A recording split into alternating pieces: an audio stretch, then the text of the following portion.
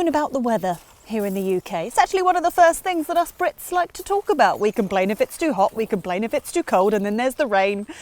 There's always the rain. But look, it's not just us that struggles with the extreme weather. Electric car batteries also work better when it's mild. But fear not, electrifiers, because we have teamed up with our friends at Nissan to come up with some hacks to make the most out of your car, whatever the weather.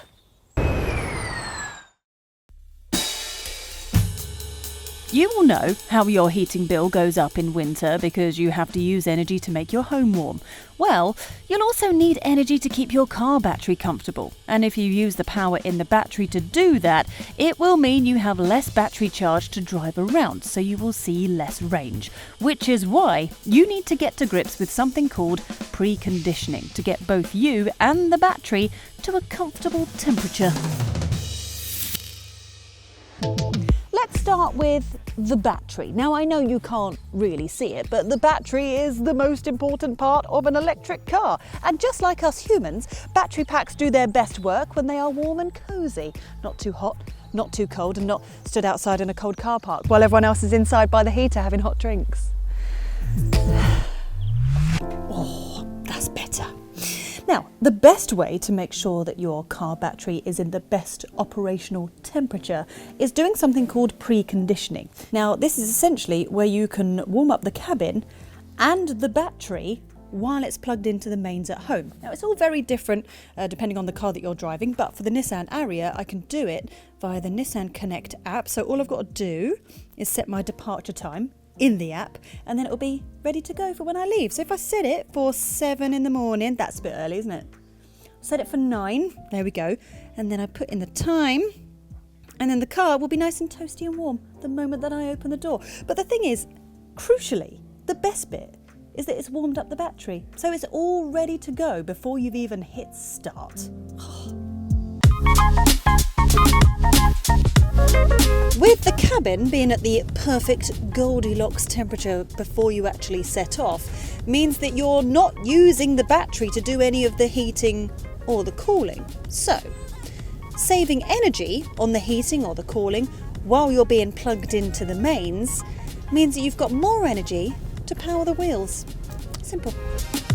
The added bonus is that you'll save all that time that you used to spend scraping ice off your windows and waiting for the car to get warm. And this works in a similar way to warm weather as well. Say you've been working all day and your car has been parked in the sun, use the preconditioning, because then the car will use the air conditioning to get the interior down to a comfortable temperature for when you're ready to leave. Lovely. This Nissan Ariya is also equipped with a clever battery management technology that also helps to look after your battery. This liquid cooling system can cool down the battery cells when you are rapid charging, for example, or warm them up so that they're at the ideal temperature to take a charge. My next tip is a simple one. Heat your body and not the car. You see, when it comes to a petrol or a diesel engine, they can generate quite a lot of excess heat. And that wasted heat then gets brought into the car and can warm you up. The thing with electric cars is the electric motors and the batteries don't generate that much heat. Well, not enough, anyway, to keep me warm on a very cold morning. So, to generate a bit of warmth inside, the heater has to draw charge from the battery. Cars like this Ariya and the Nissan Leaf have a heat pump, which is more efficient than an old-fashioned heater. However, you can save more energy by just heating yourself and not the empty space around you in the car. So you'll do much better if you crank this down and then crank up the heated seats and the heated steering, which this Ariya has. Passenger in the front seat can also do the same thing. Oh, and the same goes for the windscreen. So instead of using the heater or the aircon to defrost the windscreen, press this button here and it will defrost it quicker. On the other hand, keeping your car interior cool on a hot day isn't as tricky, but the thing is the aircon still uses a lot of power.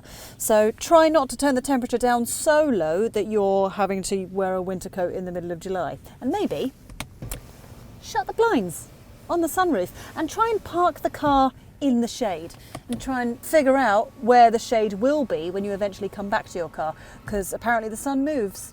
Who knew?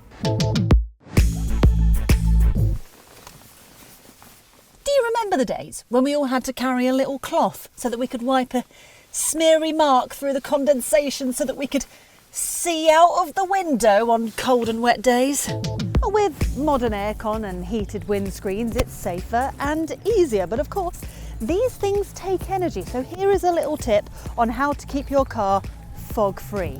You know, things like your damp coats and your wet dog beds and your blankets and your umbrellas and your wellies? Put them in the boot because it will make the car smell nicer as well.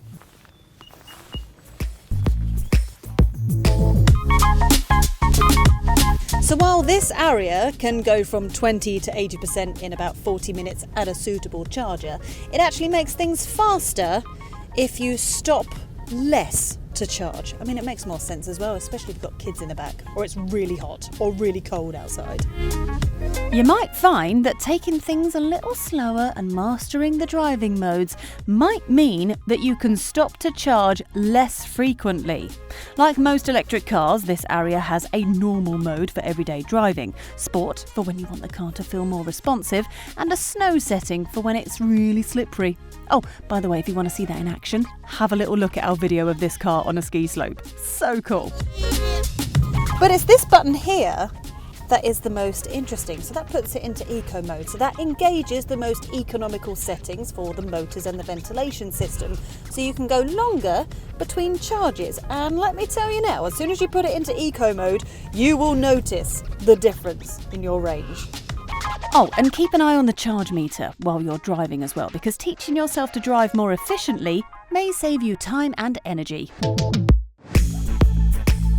So another way to avoid having to charge on a long journey is to plot a different route. Now the sat-nav in the area will always give me a few different alternatives, and I can either do that in the Nissan Connect app or on the screen in the car. And while the eco route may not be the fastest option, it will save me the most amount of battery power because I'm doing a shorter route at a lower speed. So while it may take a little bit longer, you're actually saving time by not having to stop and charge. Plus, it's more scenic because you don't have to look at a motorway the whole time. And that, my friends, is our guide on how to get through a year of British weather while also making the most out of your car's range.